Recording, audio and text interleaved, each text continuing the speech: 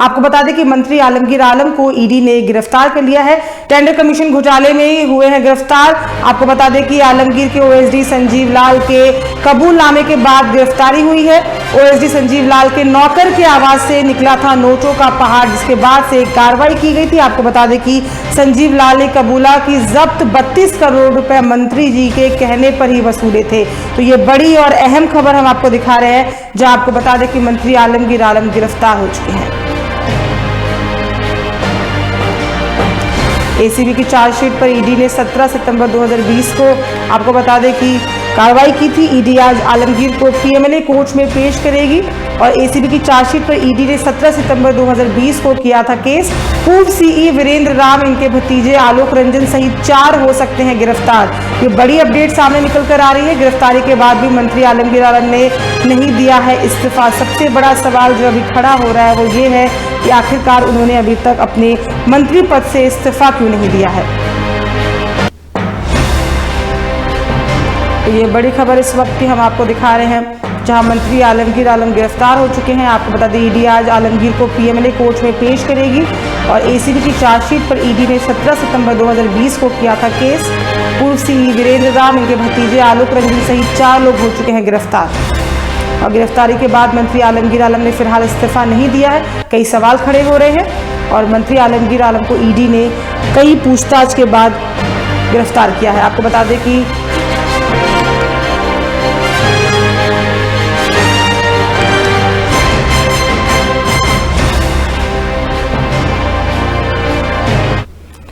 झारखंड के पंचायती राज और ग्रामीण विकास मंत्री आलमगीर आलम को ईडी ने दूसरे दिन की पूछताछ के बाद गिरफ्तार कर लिया है।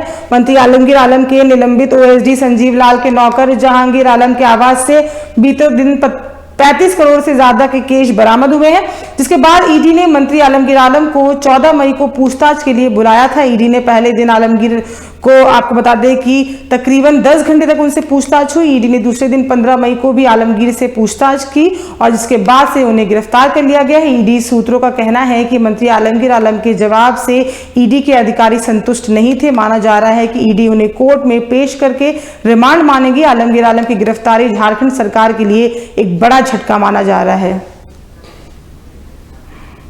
और इसी पे अधिक जानकारी के साथ हमारे स्टेट हेड राकेश जी हमारे साथ फोन लाइन पर जुड़ चुके हैं। राकेश जी, गिरफ्तारी हो चुकी है फिलहाल और ऐसा माना जा रहा है कि कोर्ट में पेश करके रिमांड मांगा जाएगा आलमगीर आलम के लिए, क्या कुछ अपडेट है आपके पास?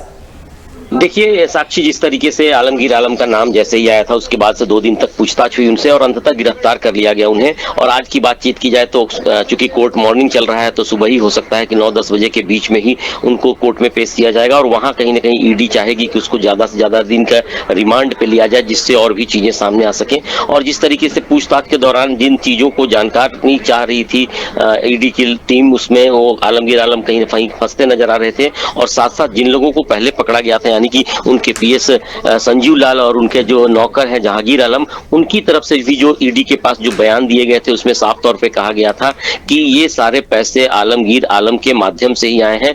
तब जाकर ईडी ने उनसे पूछताछ की थी। तो फिलहाल की बातचीत की जाए तो आज उनकी कोर्ट में पेशी होगी और हो सकता है कि ईडी की टीम रिमांड की मांग करेगी। जी, अभी सबसे बड़ा सवाल जो राकेश जी उठ रहा है कि उन्होंने गिरफ्तारी के बाद भी अपने मंत्री पद से इस्तीफा नहीं दिया, तो इसको लेके आपको क्या लगता है कि इसको लेके क्या कुछ एंगल देखने को मिलेगा आगे? देखिए, आपने देखा होगा कि हाल के दिनों में जिस तरीके से ईडी की गिरफ्त में आए थे अरविंद केजरीवाल, उसके बाद से उन्होंने मुख्यमंत्री पद से भी इस्तीफा नहीं दिया था।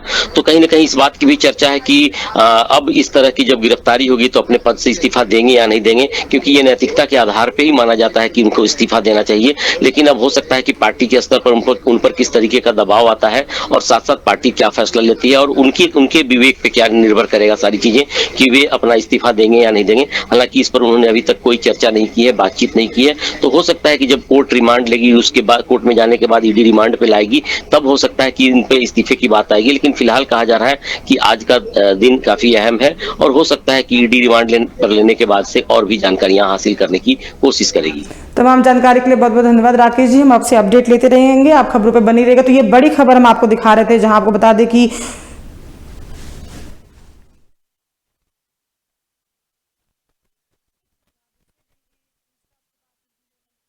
को गिरफ्तार किया है। आपको बता दें कि आलमगीर के जवाबों से संतुष्ट नहीं हुई थी ईडी। करोड़ों की कैश बरामदगी और टेंडर घोटाले मामले में आलमगीर की गिरफ्तारी हुई है।